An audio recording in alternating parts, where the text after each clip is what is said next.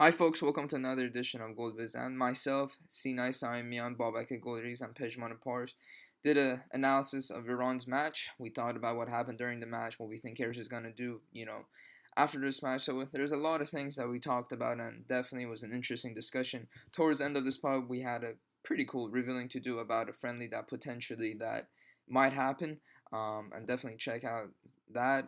We've spoken to a few people, and these are very, very close sources. We're very in touch with the national team, so definitely check that out. And if you guys haven't already know, we have our website up, goldbazanpodcast.com. You could subscribe to our newsletter. Our pods are all gonna be up on there. Definitely, obviously, subscribe to us on iTunes. But if there's anything you guys want to talk to us about the website, if you guys wanted to come on, email us individually.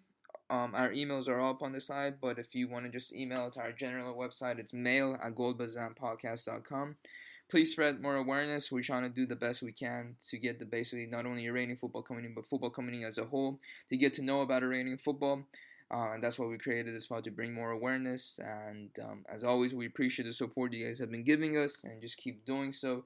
We just love the game, and let's see how the boys will do. And let us know your thoughts if there's any concerns or anything you may have. Thank you. Enjoy this episode, guys.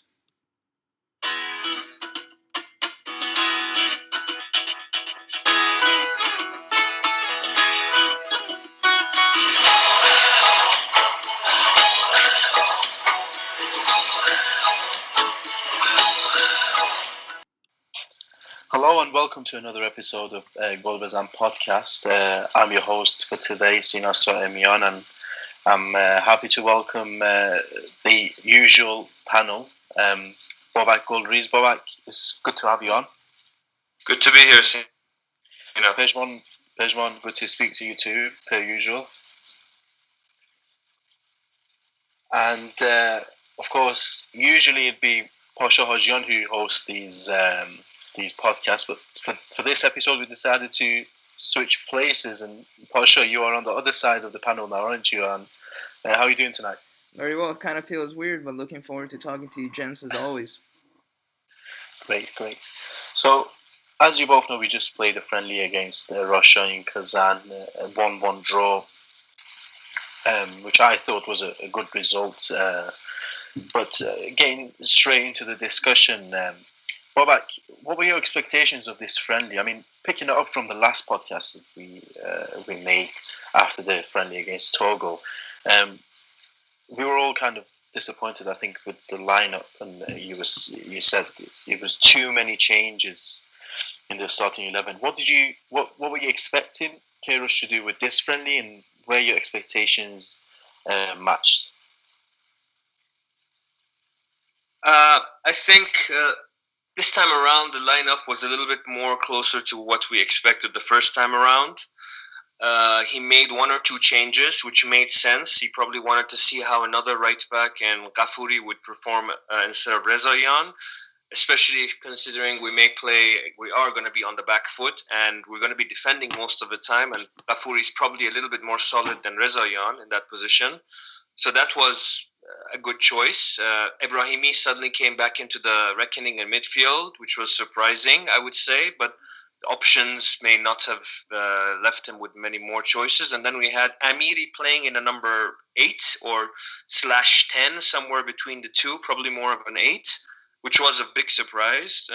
So overall, lineup-wise, I think it was good to see one or two isolated changes when the majority of the structure of the team remains the same, so that you can give those players the chance to perform. But I was disappointed that neither Alireza Haighi or Saman Quddus started.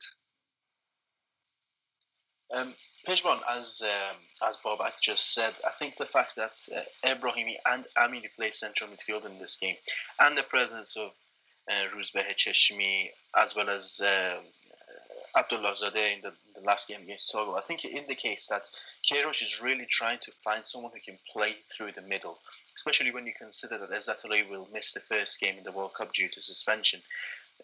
So what did you make of this change in central midfield, and do you think will either of these players be the right replacement for Ezzatollah, and also For me personally, as Babak mentioned as well, Hariri was I was surprised that he didn't get any game time during these two friendlies. So, what are your thoughts on those issues? Well, regarding your first question about the midfield, I think we'll have. It's too early to say what kind of players we need there or how they will play. As you said, Ezatollah won't be playing the first game in the World Cup, so it leaves a spot. Probably we'll see Haj Safi getting back there in the middle next to somebody like maybe Karimi or even Umid Ebrahimi, which I think did decent and in some ways he's a nice shooter and he can help the defense quite well. But then again, I think if our opponents, whoever they might be, will see that weakness as well, because whoever plays next to Haj Safi needs to be on their toes and needs probably to do their 3 matches or 1 or 2 matches of their lives in the World Cup. And what we saw against Russia, I think Queiroz still have some thinking to do about how to play and who to play there. And I think it's too early to draw any conclusions more than that. We need to try a couple of formations and see what suits Iran the best. And about Hariri, I was surprised and disappointed that he didn't get any play time, because we know Beiran Vand, or at least Queiroz know Beiran Vand and what to expect from him. I was surprised that he lets Hamed Elak play. I think he did really good against Togo, and nothing short should come out of that. But Hariri coming back to the squad and probably being the main contender for the first spots with Beiran Vand, he should have get some play time to show himself on the international stage again. So there'll be the next games are in November, just like in a month. So hopefully Hariri will get called up and get some play time there as well. Because for me, Beiran Vand is still a liability, and he still makes the same mistakes that we talked about so many times. Yeah. Pasha, what are your thoughts on the points that the guys?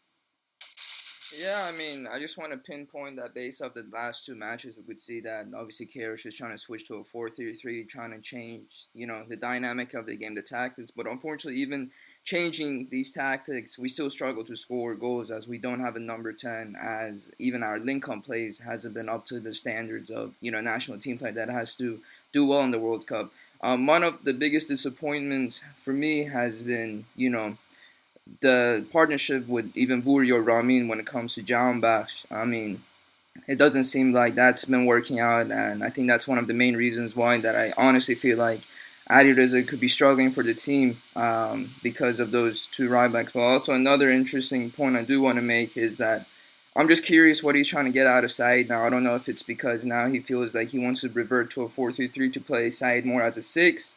But at the same time, if he wants to play Said as a 6, we don't have much of a creative number 8. And looking at the game against Russia, he had Ebrahimi and Amiri. For me, in my viewpoint, they're both number 8, but the link-up play for them with Jahanbakhsh, Taremi, and Ozgun was very disappointing.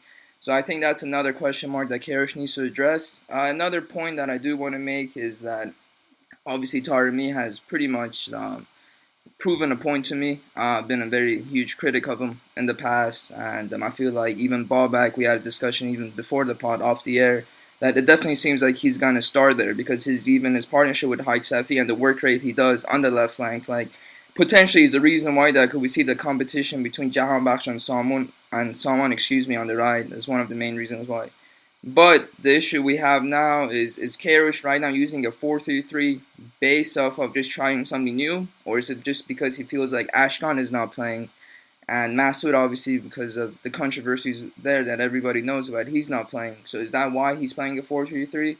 And overall is that even if we're playing these formations, end of the day we need to start scoring goals, and it's very disappointing for me to see that's not happening, even with the dynamic of the game. But nonetheless, I think for a Russian team, we did well. And but it also goes on to show how big of a player Jalal Hosseini was for us. I didn't think Buri had the best of games, neither Mortaza, not even Haid Safi, to be honest with you. But still, Jalal Hossein put in a shift, and it was because of him that honestly led to the goal for Azmoun.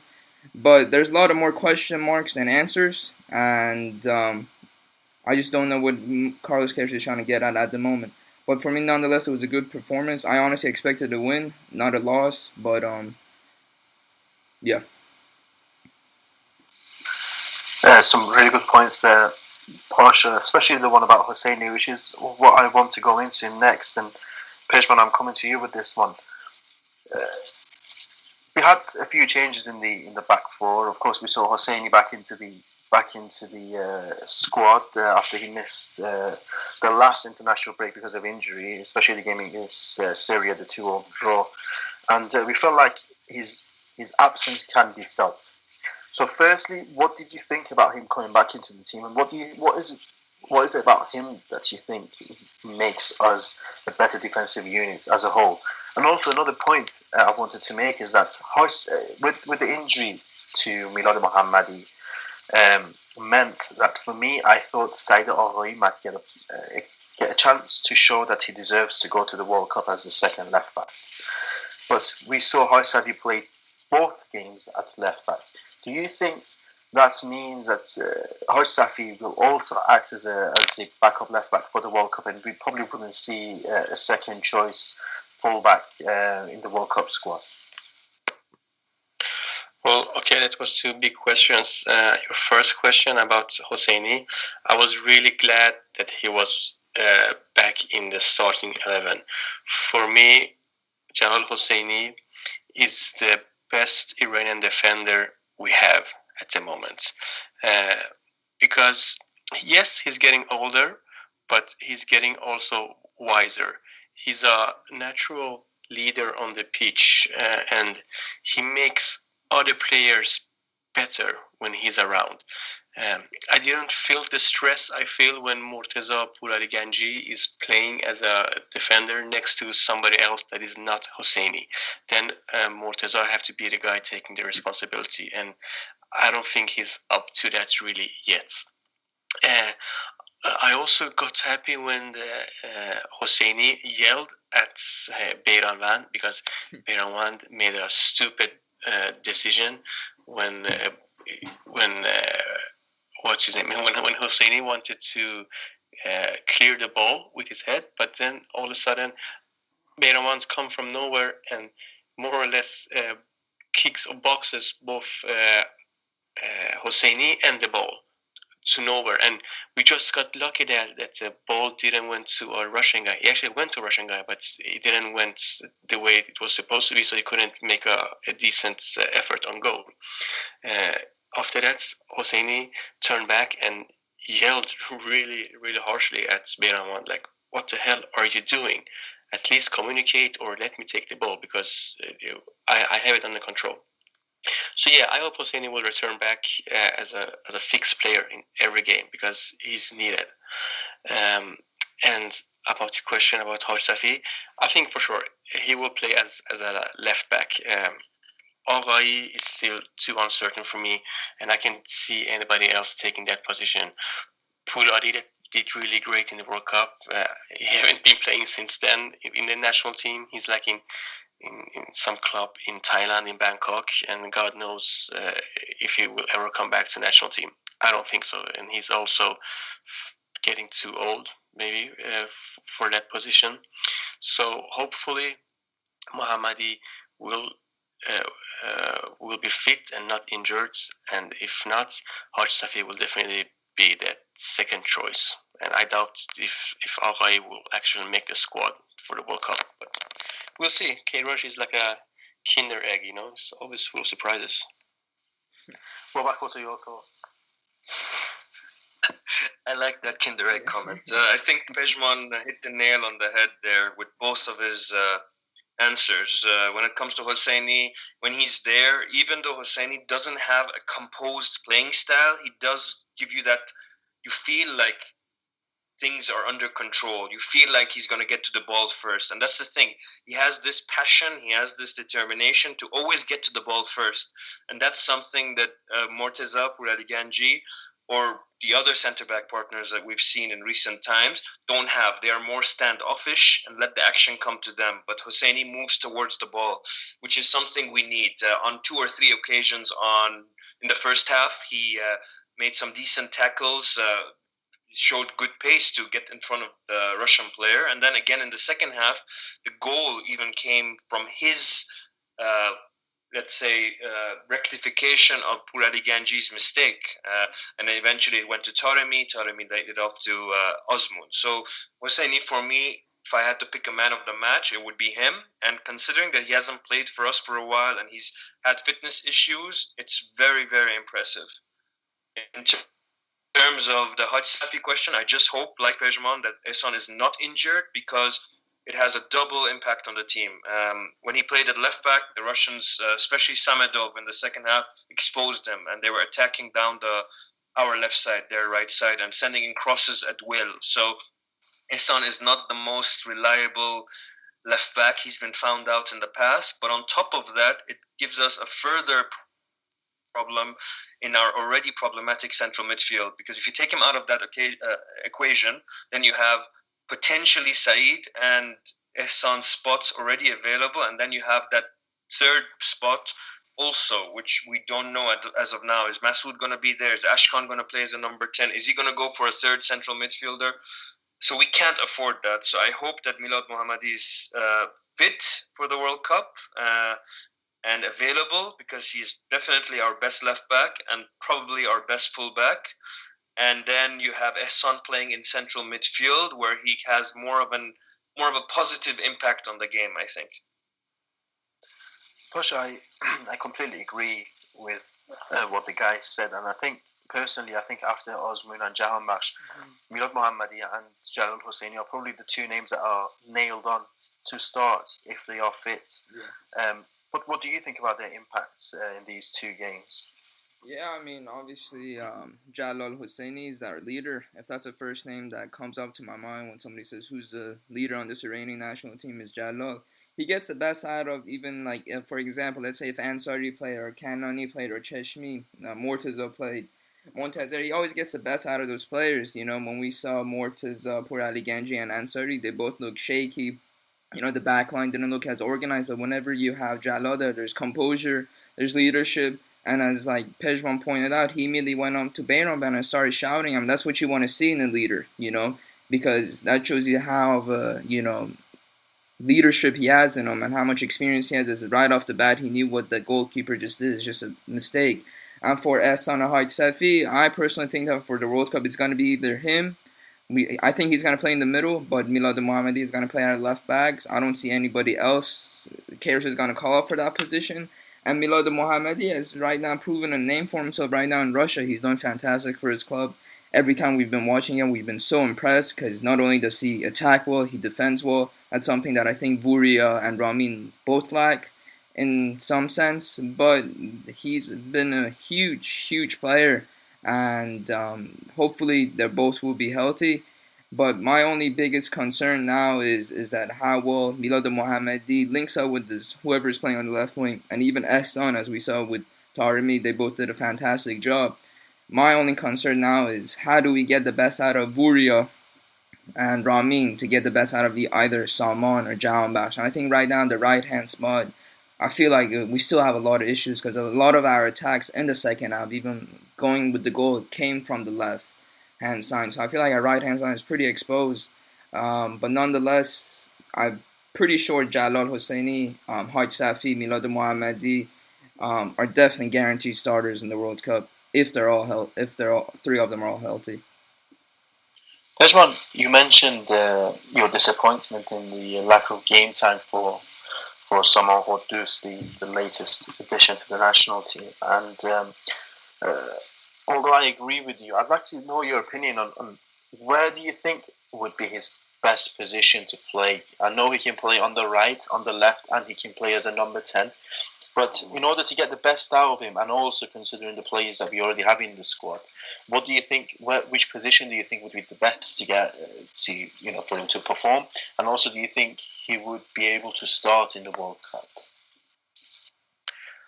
I think the best position for someone Qudus in the Iranian national team will be on number 10, behind a striker like Azmoun or maybe even Quchanejad. But I think Azmoun will definitely be Cairo's first choice. Also, we must not forget that he's a good passer. Actually, he makes some important passes for other players that can lead to a goal, and he's got a decent shot, which he also showed against Togo, where he created the first goal after his hard shot got deflected. Can he start in a World Cup game? Well, I think first of all, Queiroz needs to see him more in action on the field. I think it's hard for players to show themselves on training and national team because it's too much discussion and works about tactics and maybe not so much time to show yourself. But then again, you're not in a national team squad to show yourself. You have already proven yourself in your national in your club. So when you're in the national team, you basically just need to show yourself on the field. And he's gotten 2 games now versus Togo and Russia. Based on those 2 games, I don't think it's enough to be a starter in a World Cup. But fortunately, he has plenty of time to show himself that he's worthy, and I think he still needs to show himself in the starting lineup that Queiroz wants in the World Cup. The lineup against Togo, I don't know how many of those players will play in the first 11 or will play at all. So it's really hard now to demand a squad in the first 11. But until World Cup, I think it can change, and then yes, he has got the potential to be in a starting 11 for Iran. That's for sure. Pasha, you already mentioned Mehdi Taremi and his performances for Iran, and I feel like if he is fit to play and if he's playing as well as he is right now, then the left wing spot will be his to start in the World Cup. Putting aside his fantastic assist for the goal Osman scored against Russia, I think we've seen in the last 12 to 18 months the work that he puts in off the ball when we don't have the ball that makes him so great for Carlos Queiroz.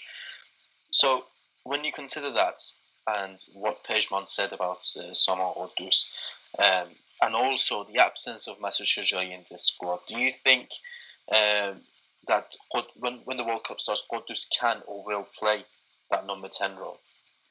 It depends, honestly. I would say it depends on who we get, because at the moment, I feel like Queiroz is playing a 4-3-3 to trying to test some things out. But then again, if Ashkan ever gets a club, does he believe that Ashkan is a 10?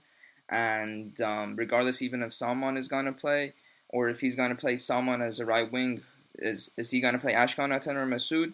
But regardless of all of this situation, I think what Taremi has proven and what Carlos Queiroz has proven to us is that despite the whole controversy that is happening between him, Persepolis, and FIFA because of his past club that he joined in Turkey, that there's a huge confidence that Queiroz has in this player. Because if we remember how Saeed was on the bench all the time and he wasn't getting any playing time, he was still getting called up and he was still starting, And I think the reason why that goes on to show that I feel like it's kind of similar to Taremi, that there's a huge trust within this player.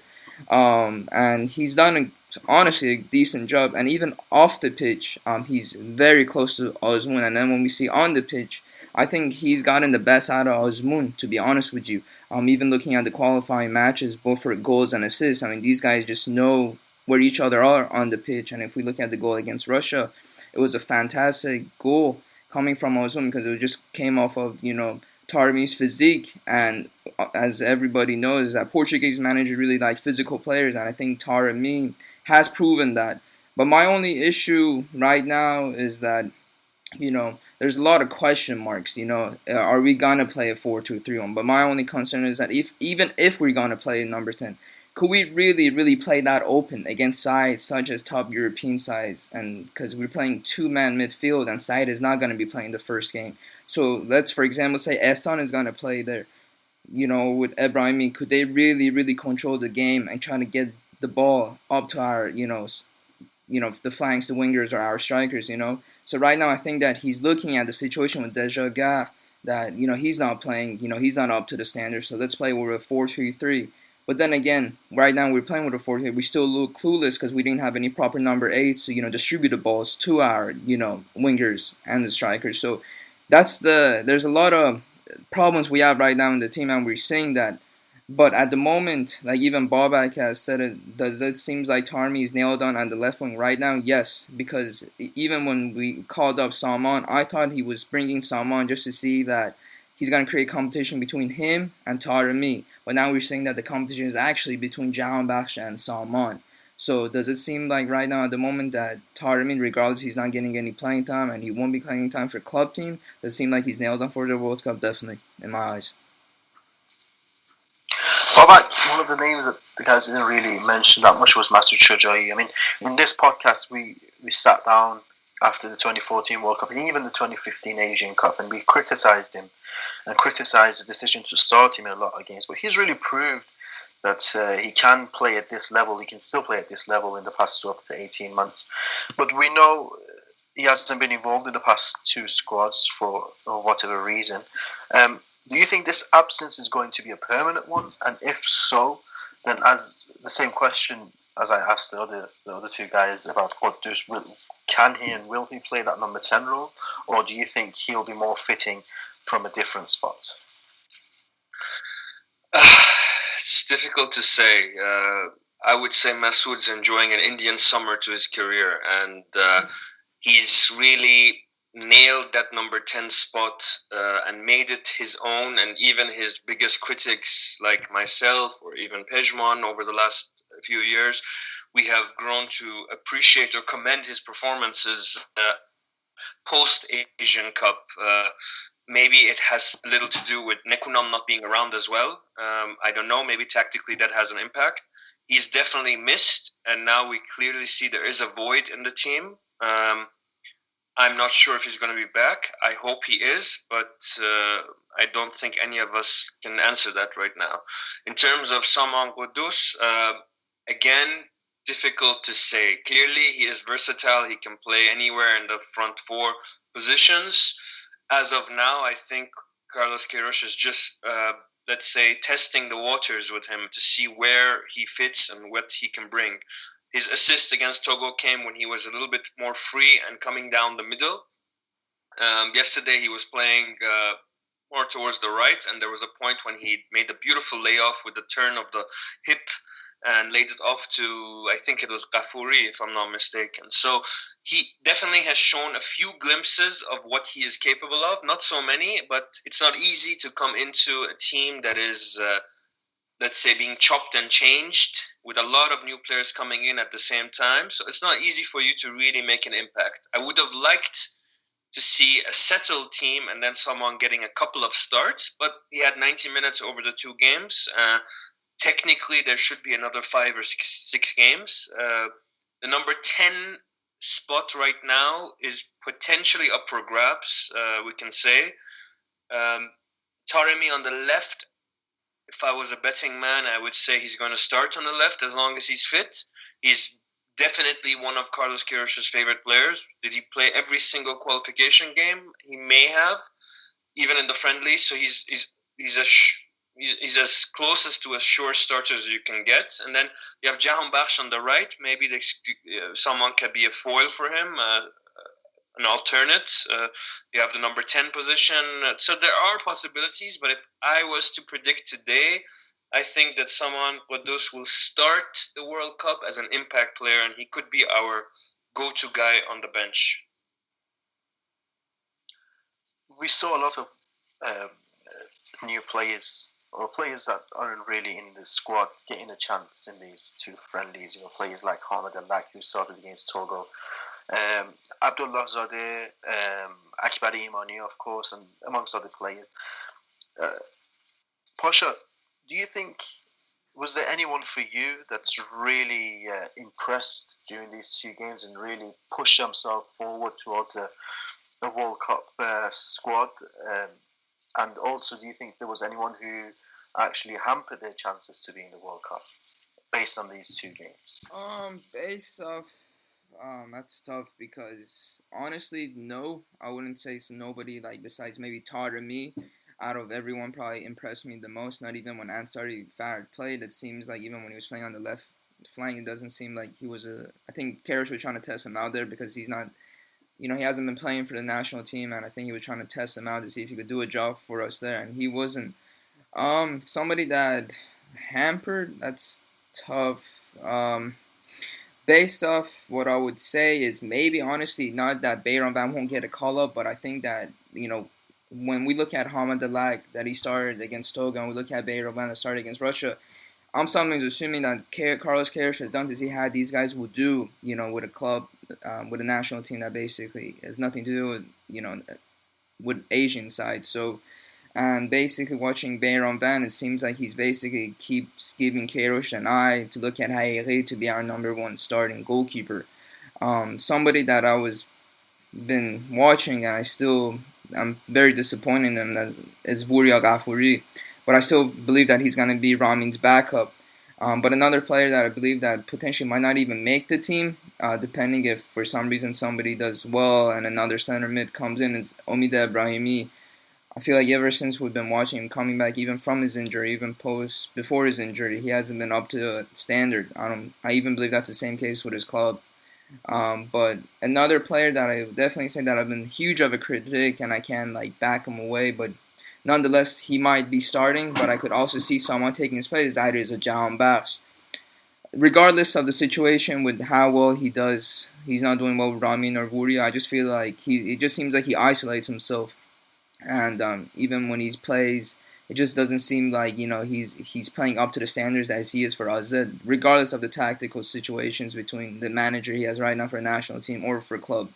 And I feel like that's something that Carlos Queiroz is also looking at, and that's why I think he honestly is putting competition to bring someone to basically give a point to Aders that you need to step up your game.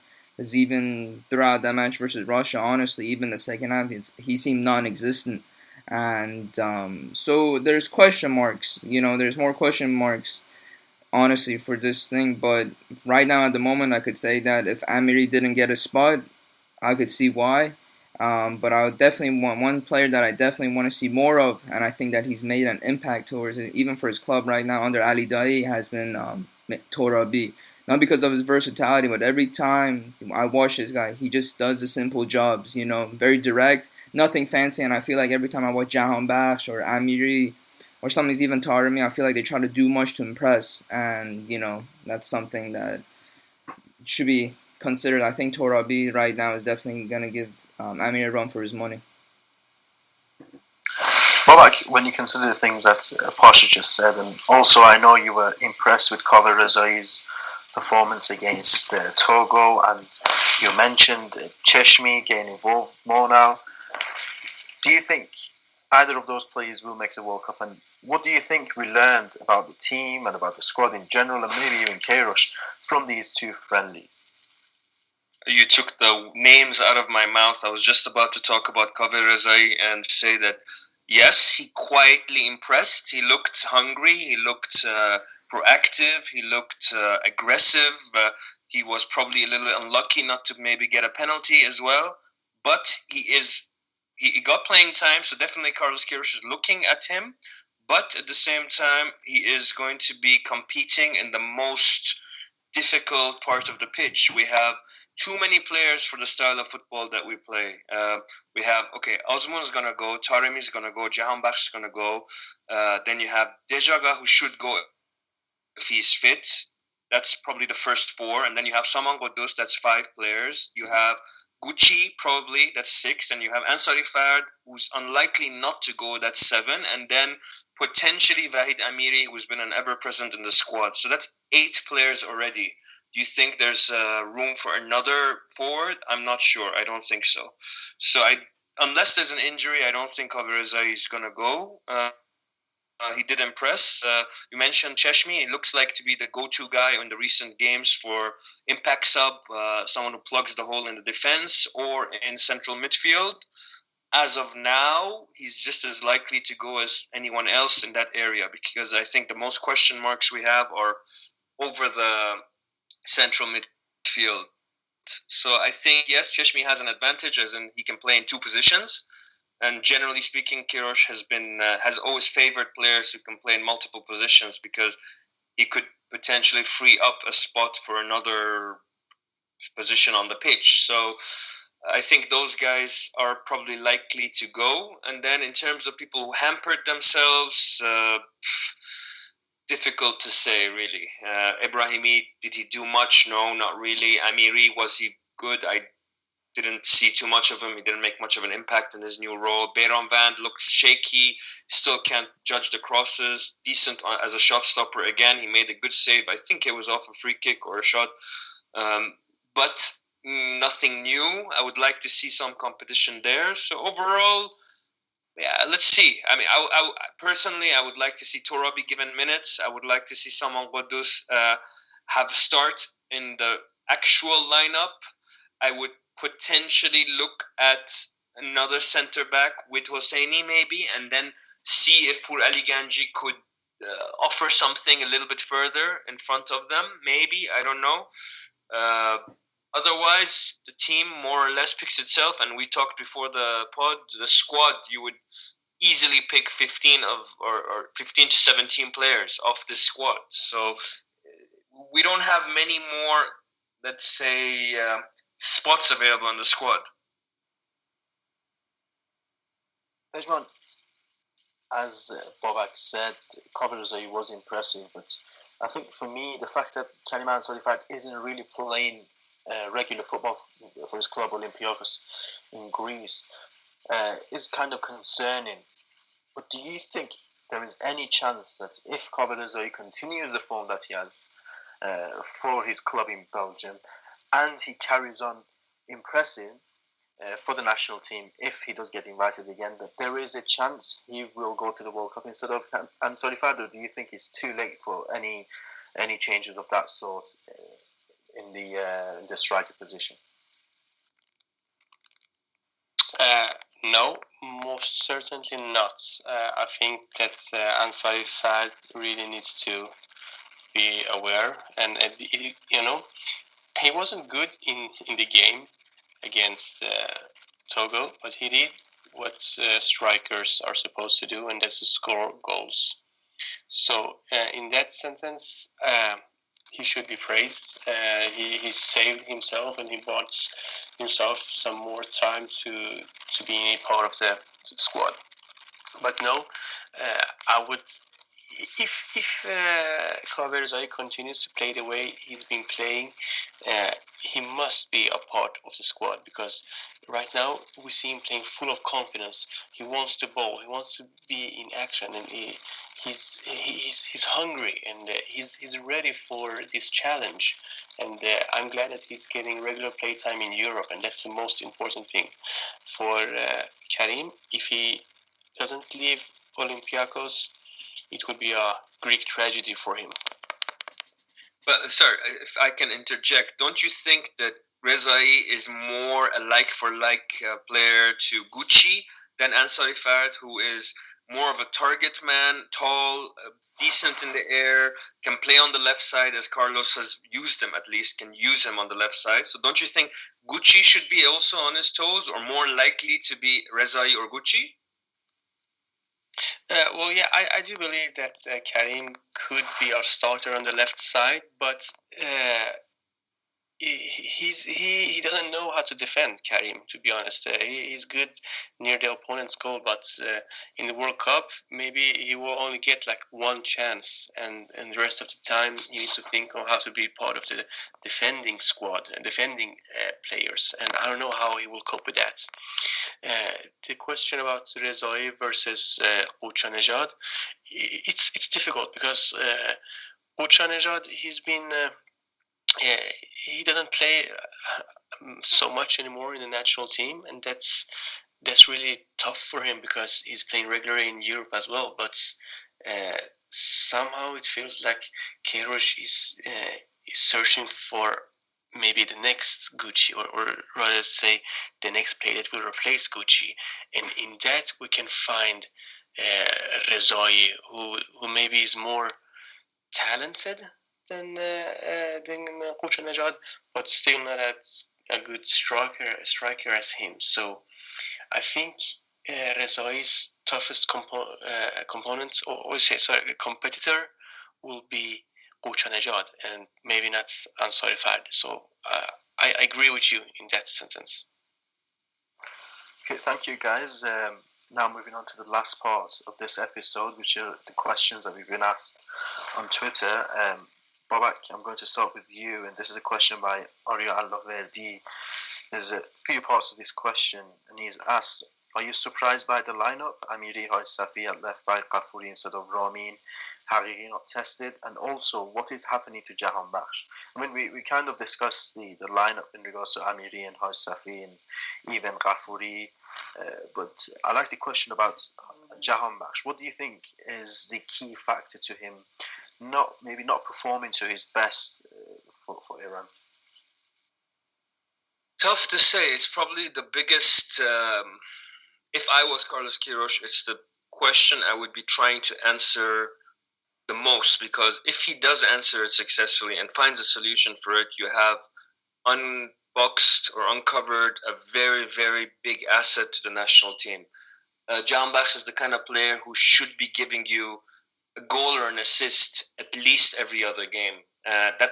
So I'm saying he should be very effective in the final third. Is it tactically that he's a little bit more constrained with us, and to allow someone like Ramin Rezaian to have much more freedom to go up front? It's possible that this is the role that Carlos Queiroz wants him to play, and then he's potentially an outlet on set pieces. Is it that he's trying to impress too much? I don't know. But if you look on the left side, you have Taremi, who cuts in a lot, and he's finding himself in the box. So maybe Jahan Bakhsh has to hug the line, as you said before the game, before the pod, Sina. But I would think that Jahan Bakhsh needs to be in the box more, or moving towards the box more, to really make an impact. So it's tough. I mean, if I had that answer, then I probably should be next to Carlos Queiroz. In terms of surprises, we discussed it, like you said, more or less. Some surprises, some disappointments, but there is enough time to, let's say, satisfy all of our doubt. Pasha, we've got a question here from PGC 1937, and he's asking who are we playing in November. I mean, last time I checked, we haven't really got any friendlies confirmed yet in November, but have you heard any rumors or any indication that there might be one or two friendlies for us? Well, I can't say maybe exactly for November, but I could say that when talking to a few people, Carlos Queiroz is eyeing Portugal as one of the friendlies at the moment, and that's the only thing I have. So he's pushing that really hard. But regardless of that, I have no other info. But if anything comes, we'll reveal it on the pod. But at the moment, Carlos Queiroz is pushing for a friendly between Iran and Portugal. Now, is that gonna happen in November? I would probably say most likely not. But is it a fact? Yeah, it's he's trying to. Pezhman, I've got a question from Taj Bakhsh, and she's asking, did you expect Qudus to start against Russia? I know Queiroz is switching it up, but Qudus is so well against Togo that I was hoping he would start.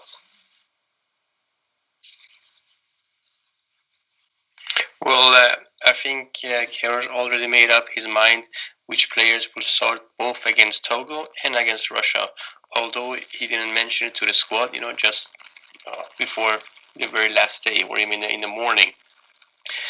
So no matter how good some players did, it doesn't matter, because then we should expect it to see maybe Kaveh Rezai and a couple of other players for in the Togo game to start against Russia. This is Queiroz time to test some ideas and maybe some players. So it doesn't really matter about that. But I would like to see someone play from start. As we said before, he should play in a real starting 11 with the best players. Then he can show himself if he's ready for the big stage or not. And did you have another question there? Sorry, I think I missed that one. If you had. No, that was it. She was just asking. He did so well against Togo, and she was hoping he would start against Russia. But moving to the next question, I want all of you to answer this particular question, and we'll be discussing this in more depth in the near future. But Draymond Moving Screen has asked, who do you hope to be in Iran's group in the World Cup? Now, we've all seen the possibilities of the pots and how they work. So I want each one of you to just give me 3 names of the teams that you hope to be in Iran's group. We'll discuss it in more depth when the draw is made, and we do a preview of the draw and a review of the draw later. But I want each one of you to give me an answer for now, and I'm going to start with you, Babak. Russia, Panama, and You stole it from me, Babak. Peru. That's of course if Peru managed to get past New Zealand, which is probably likely. Pezhman, what do you think? I'll say Russia or Brazil. It will be fun to play against Brazil. Sweden. I think it's time for Iran to show them that they are actually a better team. And maybe a team like Honduras or Nigeria. It's time to show them again from the World Cup that they didn't deserve that draw. Well, actually, they did deserve that draw. 200 million. Do you think 200 million people are ready for that, though? The sequel? Yeah, I mean, the sequels are always the best parts, just like a Terminator. That's my team. I would like to have some fun games, Russia, Peru, and Panama. It's a group that we should probably advance from, but would be so fun. I don't know. Yeah, I know. You're thinking the way some people should be thinking, and that's totally correct. But I know I would like to see one of these killer teams.